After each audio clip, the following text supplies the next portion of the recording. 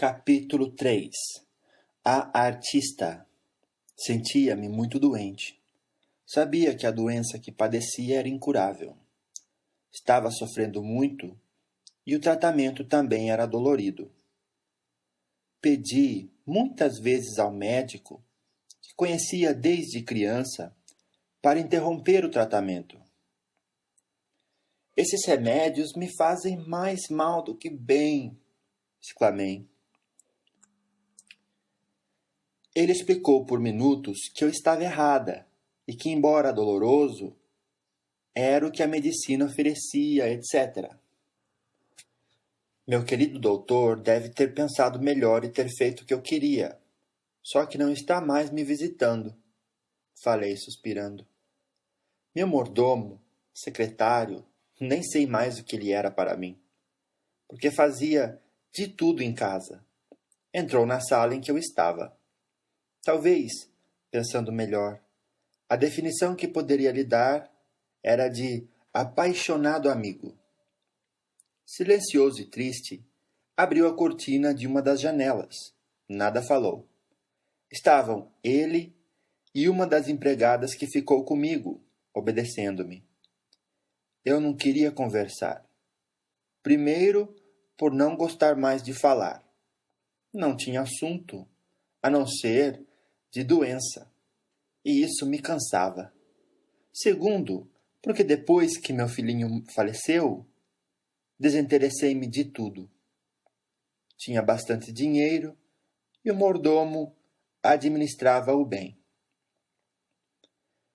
Fechamos a casa com nós dentro.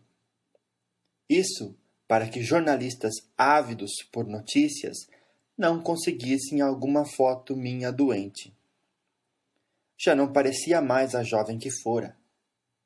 E ele, meu mordomo, não me dava motivos para recriminá-lo. Abriu a cortina da janela que dava para os fundos da casa. Como agora não gosto de jornalistas, expressei-me baixinho. Ele me olhou, ou talvez para a poltrona em que eu estava. Aproximou-se devagarzinho e arrumou a manta que estava sobre a poltrona, cobrindo-me. Olhei-o agradecida. Sabia que ele me amava e foi somente por esse amor verdadeiro que ficou comigo. Era meu empregado há anos. Um dos meus namorados insinuou que ele era apaixonado por mim. Ri naquele momento. Depois da tragédia, fiquei doente e ele ficou ao meu lado. Compreendi que esse homem me amava, mas era tarde demais. Pensei nos repórteres e jornalistas. Agora me escondia deles. Antes não fora assim. Gostava de ser fotografada, exibia-me diante das câmeras. Fazia de tudo para ser entrevistada e sair em jornais e revistas. Mas o tempo passou e eu mudei. Pense na sua vida e preste atenção nas mudanças que houve. Escutei alguém me falar. Mas como não vi ninguém, achei que eram pensamentos meus. Às vezes, sentia que escutava meu filhinho. Achava que era por sentir muito sua falta. Cochilei e acordei na minha enorme cama. Estou muito sozinha. Nenhuma visita, falei resmungando. Proibira as visitas e quando alguém vinha me ver, não as recebia. E ultimamente, até o médico da família não vinha mais, nem meu irmão. Ele se zangara por não querer ir para o hospital. Estava tendo o sossego que desejava, mas me sentia sozinha. Nos tempos de glória, aparentemente fui feliz. Fama, sucesso e, com isso, dinheiro. Fora os maridos, amantes e muitas badalações. De uma relação mais séria nasceu meu filho. Amei-o muito. Com a separação, ele ficou comigo e nos tornamos grandes companheiros, unidos por uma relação maravilhosa que somente existe entre mãe e filho. Estava com ele sempre que possível. Até recusei alguns trabalhos para ficar juntinho dele.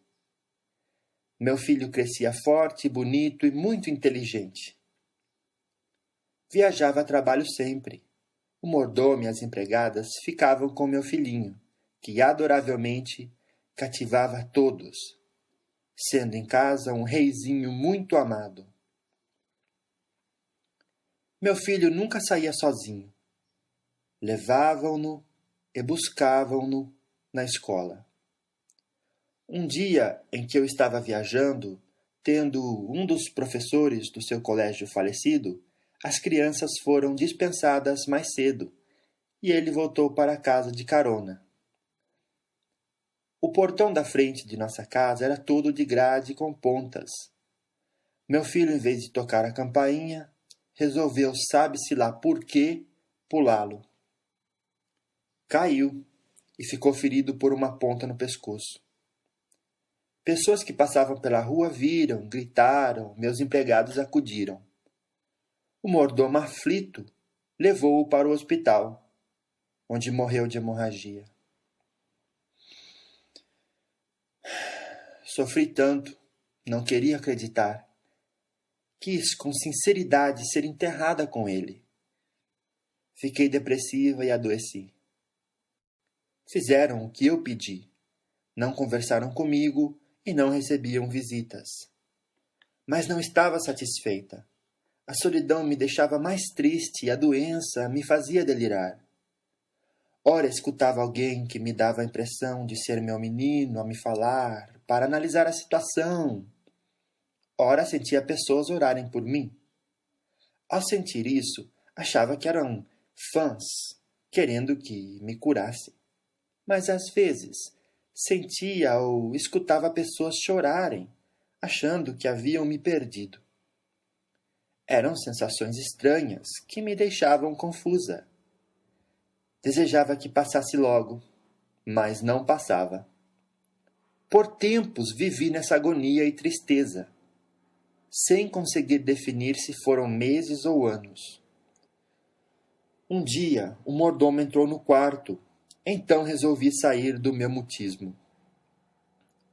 Você tem sido um leal amigo. Pode falar, vamos conversar. Ele não respondeu. Estranhei e repeti. Sente-se aqui perto de mim. Vamos conversar. Ele deu uma olhada pelo quarto e saiu. Será que o ofendi? Certamente o fiz, mas não foi por querer, pensei. Conquistara, usando de minha beleza muitos homens, mas não o seduzi. Nunca tive a pretensão de ter um caso com um empregado. Já viu como é o corpo dele e como é o seu? A voz que ouvia de vez em quando me falou. Vou telefonar para meu médico ou para meu irmão. Não consegui tirar o telefone do gancho. Toquei a sineta que fora colocada na minha mesinha de cabeceira desde que ficara doente. Nada. Depois de um tempo, o mordomo entrou no quarto. Olhou tudo, passou a mão pela cômoda, pegou um porta-retrato com fotos minhas, olhou-as com carinho e disse baixinho. Perdoe-me, não pude impedir que seu irmão, seu herdeiro, vendesse tudo. Amanhã virá o caminhão para retirar alguns móveis que serão leiloados. Logo, os novos proprietários estarão aqui e modificarão tudo. Irei embora. Esta casa deveria ser um santuário e não deveria ser modificada. Como? Gritei. O que está falando? Meu irmão vendeu tudo? Como pôde se eu ainda não morri? Veja a diferença, escutei a voz. Olhei para ele examinando-o e depois para mim. Estávamos muito diferentes. Ele sadio e eu doente. Mas a voz insistiu. Analise-o novamente. O mordomo chorava sentido. Então percebi que seu corpo era grosseiro e o meu leve e diferente. Pedi para ele ficar no quarto comigo, mas ele saiu. Escutei barulho. Abriram o quarto. Meu irmão e o mordomo entraram. Meu mano deu ordem. Você, por favor, pegue tudo que era de uso pessoal e os retratos, coloque-os nestas caixas, vou levá-las comigo. Depois resolvo o que farei. Ela nos fará falta, falou o mordomo. Já faz. Entenda que não posso mais deixar esta casa sem moradores. E não pretendo residir aqui. Compreendo, expressou o mordomo triste. Por que faz isso? Gritei. Meu irmão suspirou e disse como se falasse a si mesmo. Minha irmãzinha morreu. Uma artista como ela não deveria nunca morrer. Tem pessoas que vieram à Terra para serem eternas. Abri a boca de espanto. Eu morri? Deviam estar enganados. Estava ali, doente, mas viva. Olhei-os, estavam sérios. Expressões sofridas e não iam brincar com esse assunto sério. A morte. Tremi de medo. E novamente a voz. Calma. Você nunca pensou nas coisas boas que fez? Não estava com vontade, mas me lembrei. Pratiquei muitas caridades, tinha muito dinheiro. Nunca maltratei ninguém e ajudava sempre que podia todos à minha volta. O que mais quer neste momento? A voz me perguntou. Ver meu filhinho, respondi em tom de súplica. Não terá medo? Não. Senti alguém pegar na minha mão. Olhei-a e vi uma mãozinha. Deliciei-me com o contato e com o carinho. E junto da mãozinha foi se materializando a figura do meu filho. Filhinho do meu coração, você veio me ver. Sinto tanta falta sua. Mamãe, tive meu corpo físico morto e continuei vivo em espírito. Tenho-lhe pedido para observar nossos empregados, os 2 que ficaram nesta casa. Meu irmão quer vendê-la, expressei-me sentida. Nisso, o mordomo voltou com as caixas.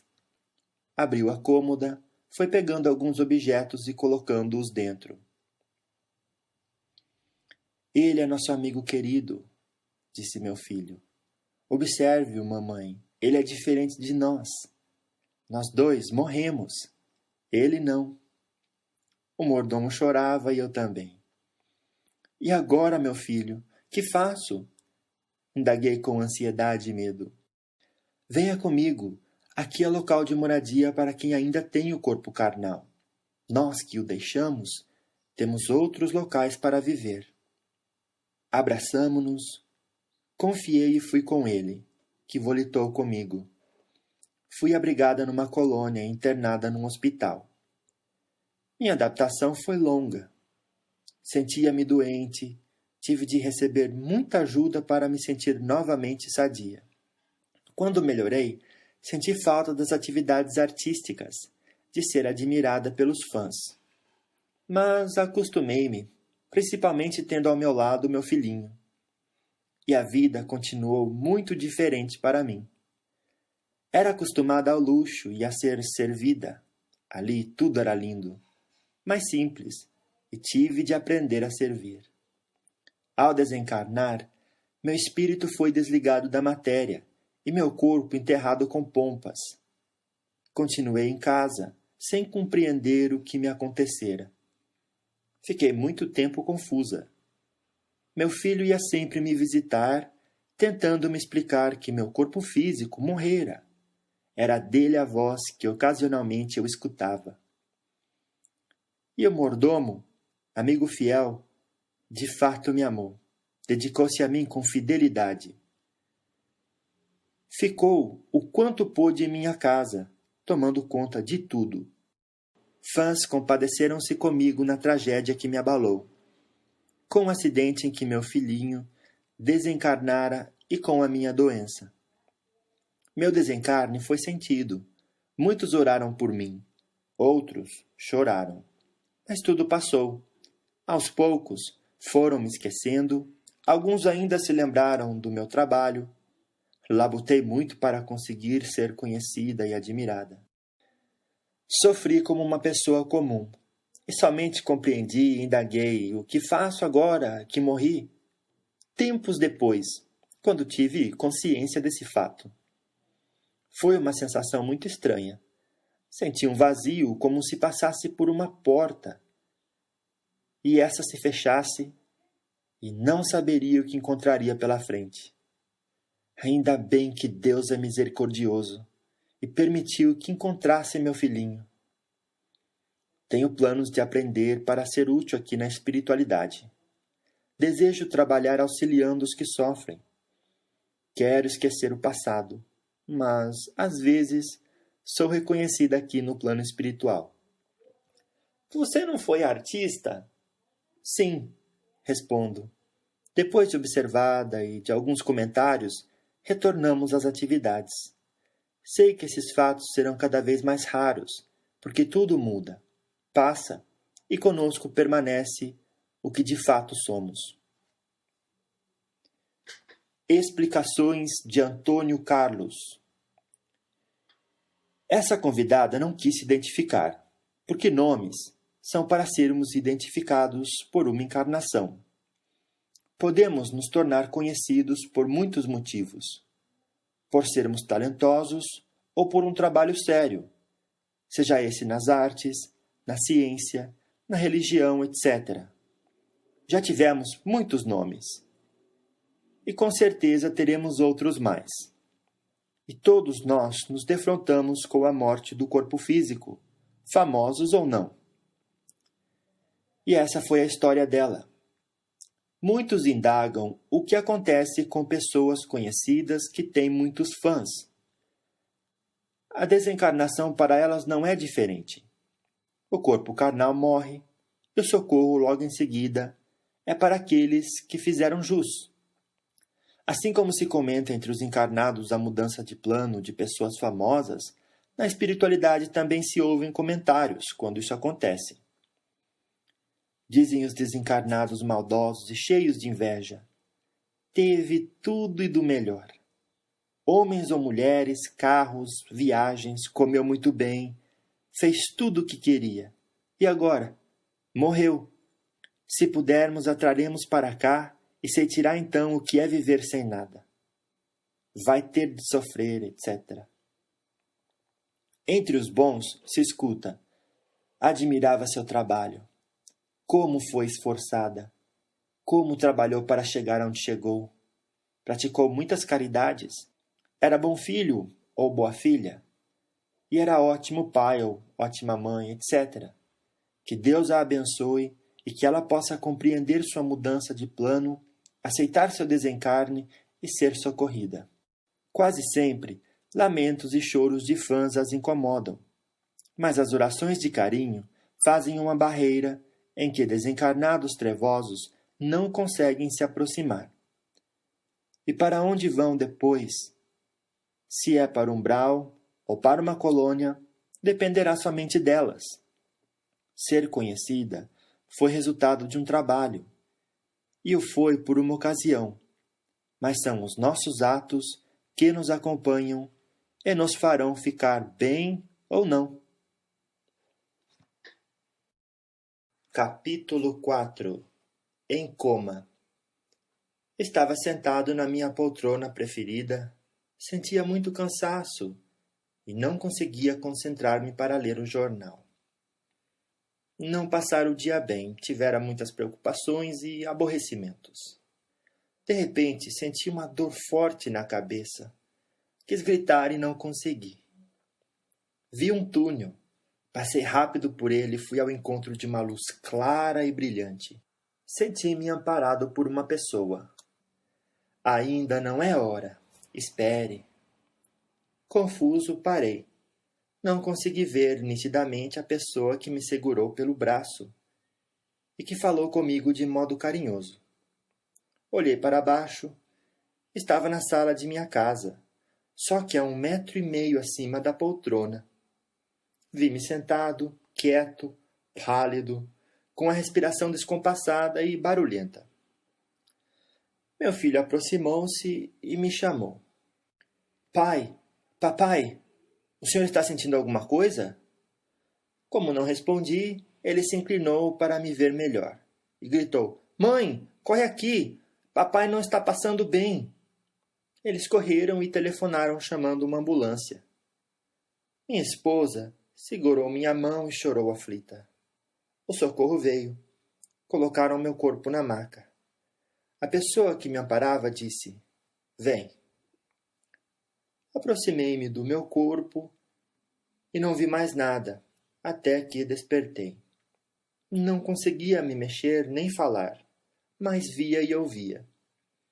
Estava na UTI de um hospital e acordei com um médico com voz agradável. Senti que ele pegou na minha mão. Vamos lá, Niquelino, acorde. Sei que você é muito trabalhador. Não vá agora dar uma de preguiçoso. Você teve um acidente vascular cerebral e está no hospital. Deve se recuperar. Daqui a pouco é hora de visitas. Vou pedir para fazer sua barba. Vamos reagir. Quis mexer-me, mas não consegui. Aproximou-se de mim outra pessoa que me barbeou. Limpou-me, mas essa pouco conversou. Chegaram as visitas, minha esposa e filha. Fizeram-me carinho e beijaram-me. Foi uma sensação agradável, muito gostosa. Minha filha falou comigo, disse que tudo estava bem e que haviam conseguido parcelar minha dívida. Foram embora e pensei que, se não tivesse ficado tão preocupado, talvez não estivesse doente. Mas sempre fui muito honesto. Estava endividado e não conseguia quitar a dívida.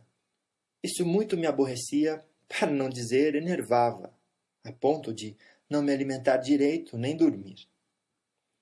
Fiquei com muita pena da minha esposa e dos meus 2 filhos. Eles cuidavam de tudo sozinhos. E eu nada mais podia fazer, pois estava no hospital, vítima daquele acidente vascular, conforme dissera o médico. Estava em coma e sentia uma sensação estranha. Dormia, acordava, mas não me mexia. Ouvia e via os enfermeiros, médicos e as visitas. Às vezes, via pessoas diferentes que me orientavam. Calma, Niquelino. Seu corpo físico está em coma e seu estado é grave. Ore, pense em Deus. Conseguia fazer orações as quais havia decorado, e outras fazia como se conversasse com Deus. E ao Pai Celeste pedia pelos meus. Não tinha medo.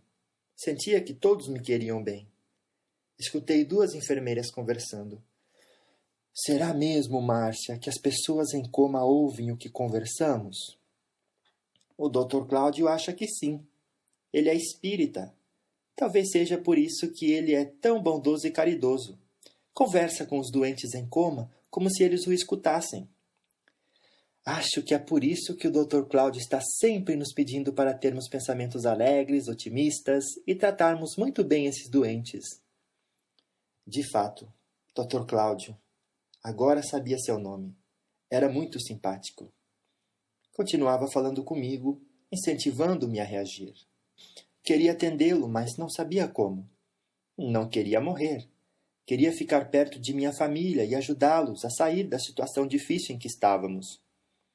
Quando de novo vi aquele senhor diferente, porque ele se erguia no ar como um balão, indaguei-o: o que faço para reagir como o Dr. Cláudio quer? Mantendo-se calmo e tranquilo.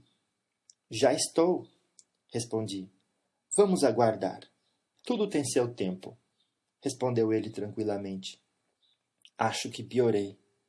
Na visita, minha esposa chorou e meu filho me beijou muitas vezes.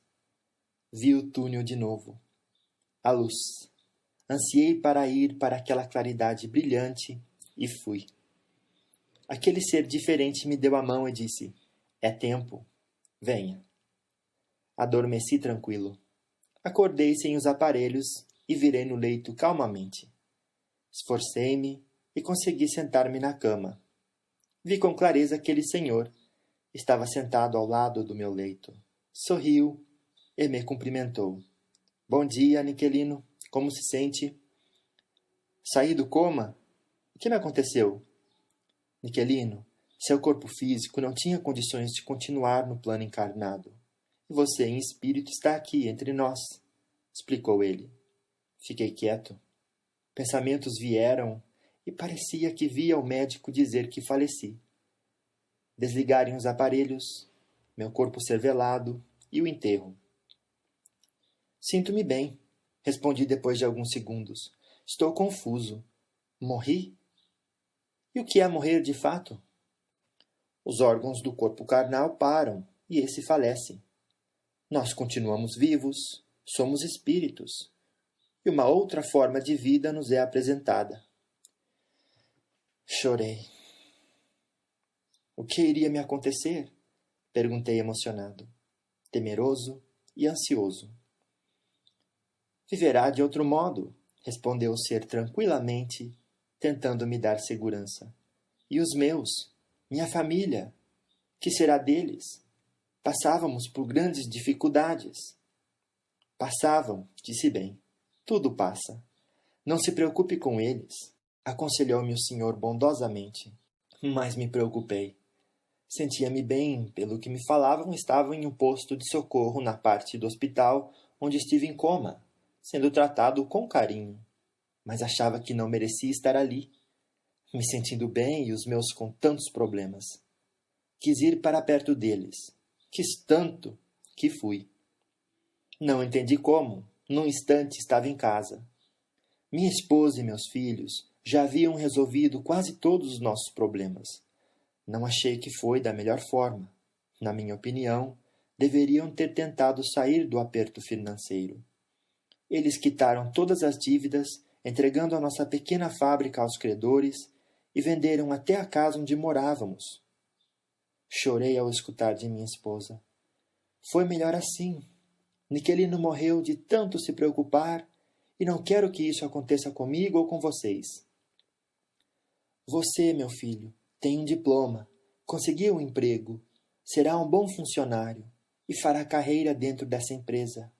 Filhinha, você logo casará e irá ajudar seu marido na loja dele. Vamos mudar para aquele pequeno apartamento. Nossa despesa será menor, não precisarei de ninguém lá para me ajudar e estou pensando em voltar a costurar. Fiquei em casa, comecei a ter dores de cabeça, enjoo, muita tristeza e às vezes sentia-me perturbado. Não sabia há quanto tempo estava ali. Meu filho chegou à noite em casa com um livro e começou a lê-lo. Escutei-o comentar com minha esposa. Mamãe, este livro é ótimo. É um relato de uma jovem que desencarnou, teve o corpo físico morto aos 19 anos. Ela chamava-se Patrícia. E o livro, Violetas na Janela. O que está escrito aqui vai de encontro com meu raciocínio. Parece que sabia disso tudo. Tinha esquecido e, ao ler, recordo-me. Ganhei-o de presente de um colega de trabalho. Ao me ver triste com a morte de papai, ele quis me ajudar me dando esse presente. Disse que esse livro iria me auxiliar. As duas, minha esposa e filha, foram dormir, e meu filho ficou lendo, estava interessado. Fiquei ao seu lado. Papai, meu pai, disse meu filho baixinho, amo-o. Quero que esteja bem e em paz aí no plano espiritual, numa colônia linda. O senhor deve estar pensando em nós, pois sempre nos amou. Mas não deve. Passamos por uma lição e estamos acertando, sentindo sua falta. Mas como o amamos, queremo-lo feliz aí na espiritualidade. Receba meu beijo. Estalou um beijo com a boca, levantou-se e foi para seu quarto. Fiquei pensando. Eles me queriam bem e desejavam que estivesse feliz. E eu queria o mesmo para eles. Ali não era meu lugar, mas sim aonde meu filho queria que estivesse. Chorei e orei. Pensei naquele Senhor que tanto me ajudara e ao qual nem agradeci. Acho que fiquei horas assim, orando, pedindo e chamando aquele senhor. E ele veio. Vem, Niquelino. Voltamos ao posto de socorro. Senti-me diferente agora. Tive a certeza da mudança de plano. Agradecido, paciente, tentei fazer tudo o que me recomendavam. Passei a receber pensamentos de incentivo de meu filho, da esposa e filha que também leram o livro. Obedeci-os. Fui transferido para a colônia que eles tanto queriam que estivesse. Encantei-me com tudo o que vi e recebi. Aprendi a viver desencarnado e passei a ser útil. Atualmente, tenho permissão para vê-los. São visitas agradáveis. Eles se tornaram espíritas, passaram a ser mais tranquilos e esperançosos. Minha filha se casou, tudo deu certo para ela. Minha esposa e filho moram num apartamento pequeno. Ele trabalha muito, está bem. E minha esposa costura e tem muitas freguesas. Estou feliz como eles queriam que eu estivesse. Para mim, a desencarnação me pareceu natural. Tudo transcorria bem, mas quis voltar para casa por me preocupar demais. Sei que errei em sair de um local de socorro sem permissão. Voltei porque quis muito e fui impulsionado pela vontade. Voltei sem saber e depois não soube retornar.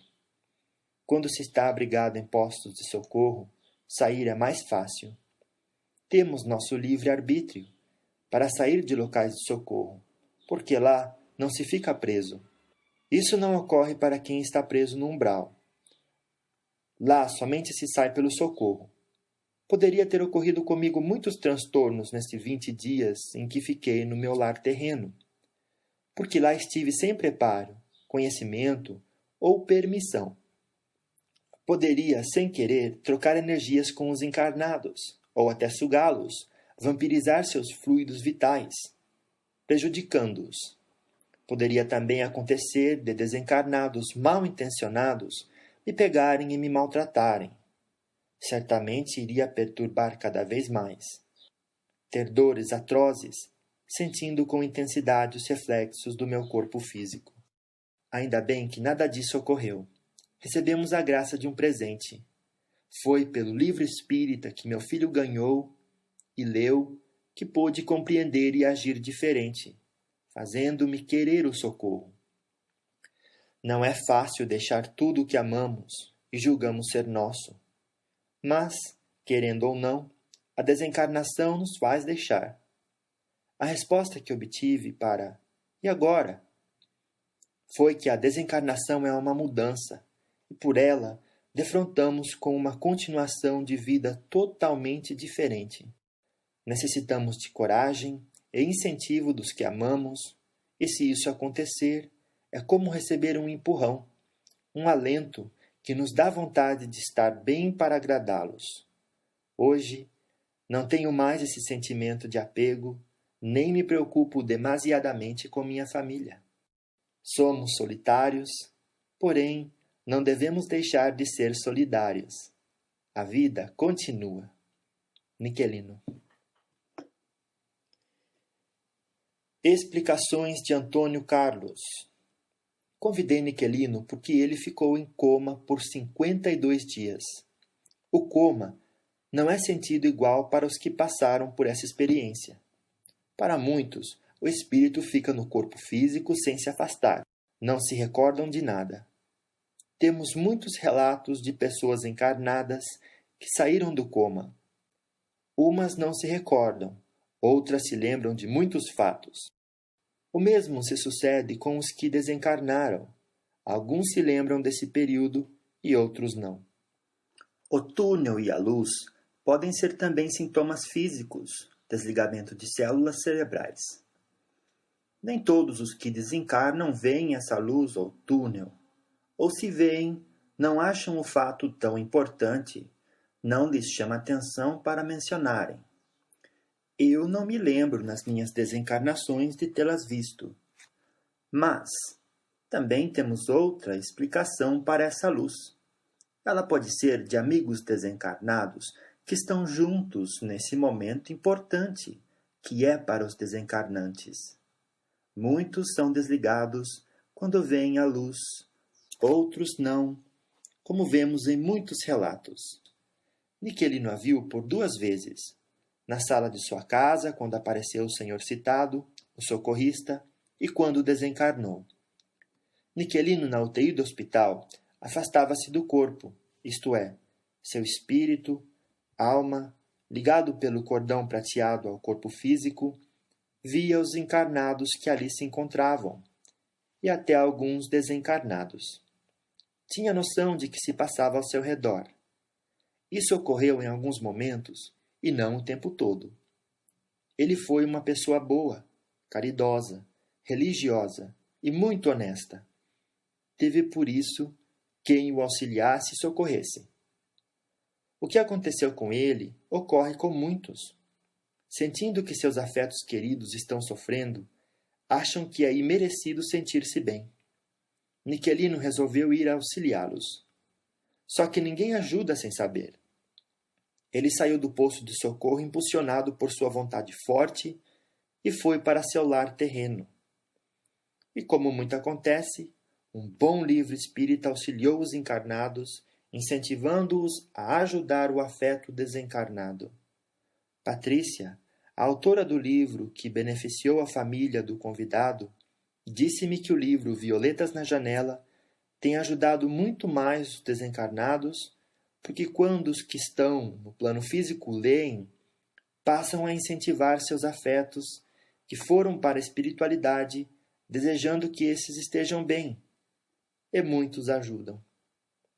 O grande problema de muitos desencarnados é a preocupação com seus bens, os materiais, ou com aqueles que amam.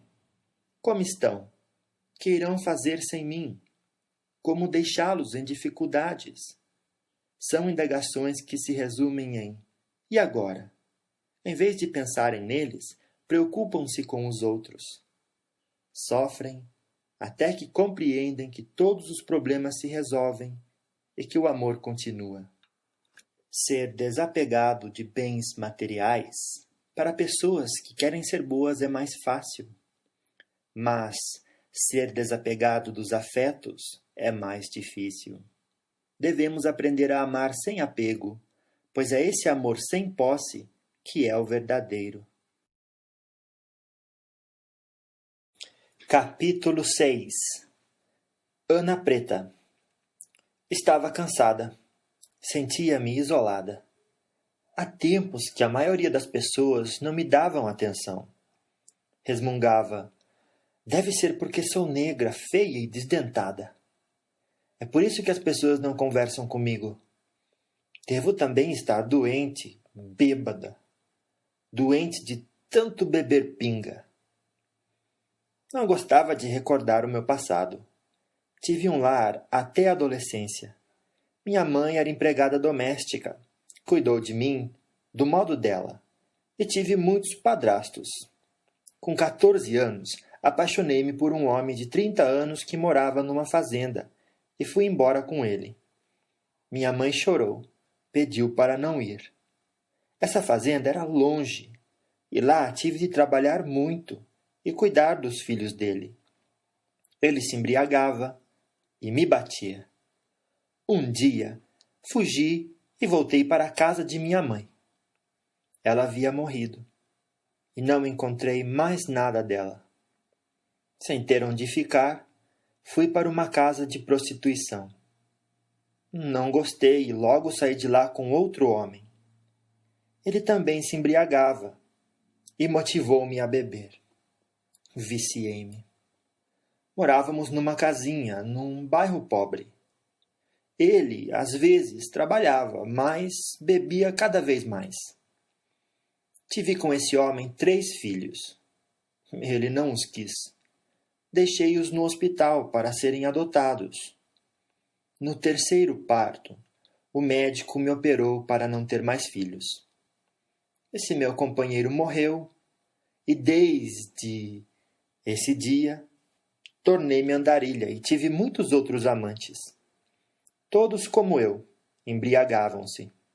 Quando mais jovem, até trabalhava de vez em quando. Depois não conseguia fazer mais nada e passei a esmolar. Vivia pelas ruas, passava às vezes dias sem comer. Pessoas generosas me davam roupas, alimentos e, quando ganhava dinheiro, comprava bebidas. Bebia com amigos que agora não falavam mais comigo.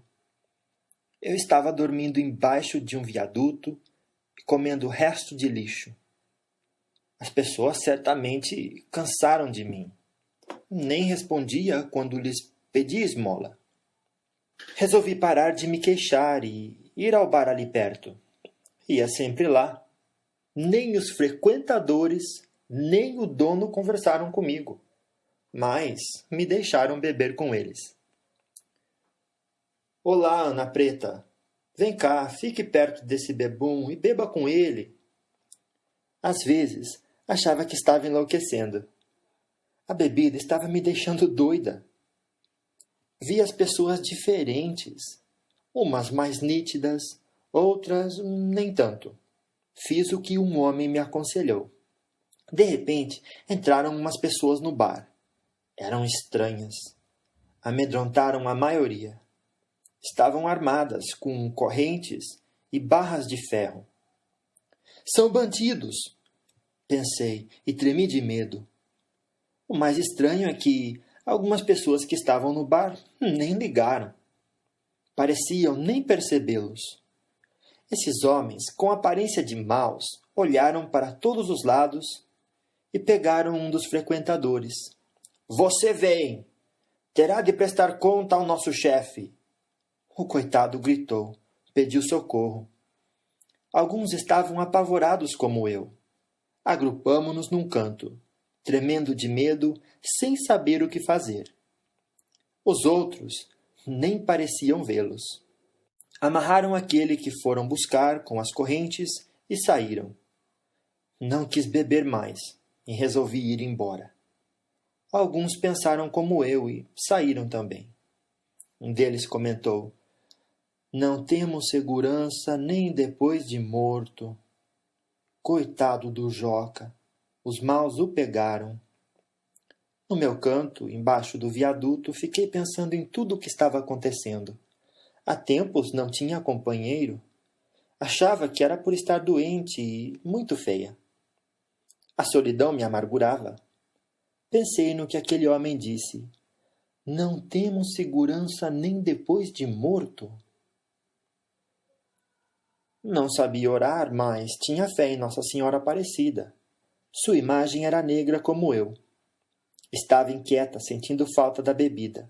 Mas mesmo assim, ajoelhei-me e pedi para Maria, Mãe de Jesus, ajudar-me.